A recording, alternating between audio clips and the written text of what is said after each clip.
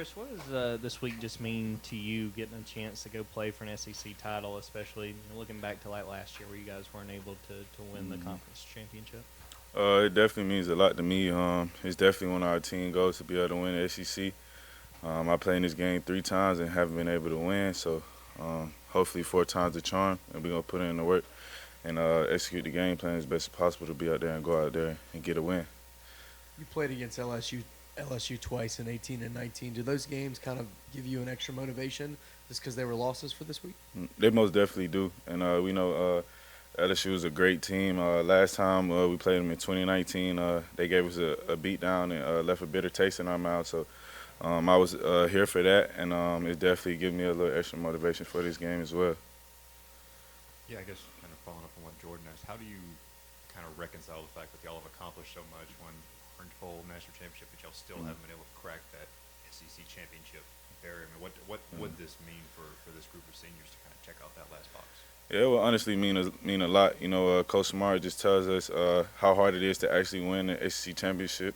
We only have one SEC championship to go along with one national championship, and I think we played in the SEC championship about five times since Coach Smart has been here. This will be the fifth, I think, and he just lets us know how hard it is to actually win, and that's just a testament to the kind of conference that we play in. It's the best conference in college football, in my opinion.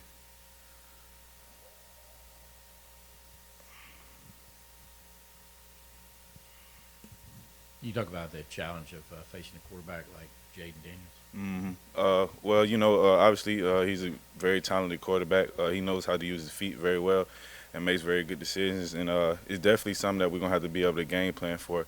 When you're dealing with the kind of quarterback he is, he got a lot of athleticism. And, whenever a quarterback has that athleticism, it brings an extra element to an offense that you have to prepare for.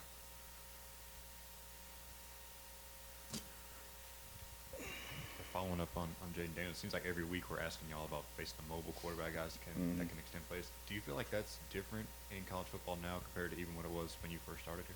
Yeah, it's definitely different. The mobile quarterback is definitely becoming more prominent in football. Period. And it's just something that you have to game plan for at this point. It's something that you get used to. I think this year we probably face more mobile quarterbacks than any other year. So it's just something gonna have to get used to. It's definitely a great asset for quarterbacks to be able to get outside the pocket and make extra plays. We see it in the NFL all the time. Lamar Jackson, Pat Mahomes, Josh Allen's. Probably three of the top best quarterbacks in the NFL right now. And, you see what type of challenges they present for defenses. Hey, Chris, I was wondering, being that you guys had a 12 o'clock game last week, LSU played A&M at night. Was that one of those situations where a lot of you guys would watch that game? And if so, kind of what things were you looking for? I definitely watched the game. A great game. Texas A&M was able to come out on top, but LSU had a great game as well.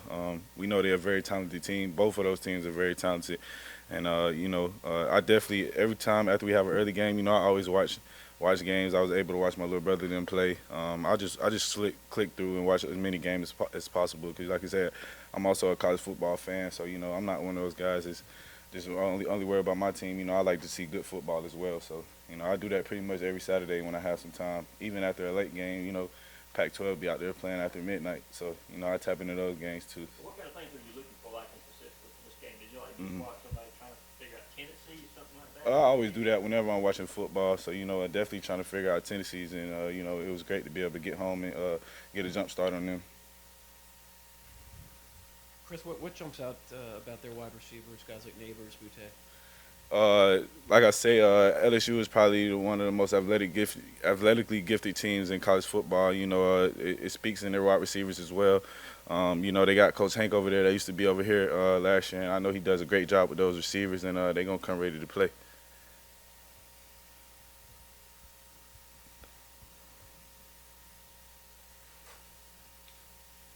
Any more questions for Chris? Chris, what has this kind of journey of this season kind of been like if you can kind of compare it to last year? And it seems like these are two different types of squads, both kind of in the same position heading into the SEC championship game. It's been pretty great. Like you say, it's definitely two totally different squads, and but like you say, it just boils down to the culture that we have around here, and that's something that hasn't changed. And we just carry that on from each team that we have each year. And we was glad to finish the regular season 12-0. But job not finished at all. We want them 3 extra games, and we're gonna do everything possible to be able to get them. Chris, could you tell me the difference between playing on turf and grass at Mercedes-Benz Stadium, and then just your familiarity with that stadium since you played there so much? Yeah, I would say grass is a little bit more easier to cut on and stuff like that. Turf is a little bit more harsher on the knees and stuff like that. But it just depends on the kind of turf. Some turf is better than others, but I definitely prefer grass over turf any day. Hey, Chris, you might be heading into the last stretch of your games as a Georgia Bulldog. I was wondering if anything's kind of hitting you emotionally, and if it is, does that present itself as some sort of challenge, or you just kind of locked in right now? Well, I'm not a really sad, emotional guy. I just kind of get pretty happy, just thinking about my time here and, everything that I've been able to accomplish since being here. And, like I said, I'm focused on, the task at hand right now. I'll worry about the emotions and all that when it's time for it. But like you say, job's not close to being finished for us, so we just got to keep pushing right now.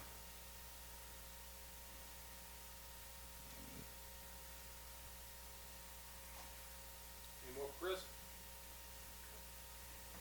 All right, thank you, Chris. Thank you.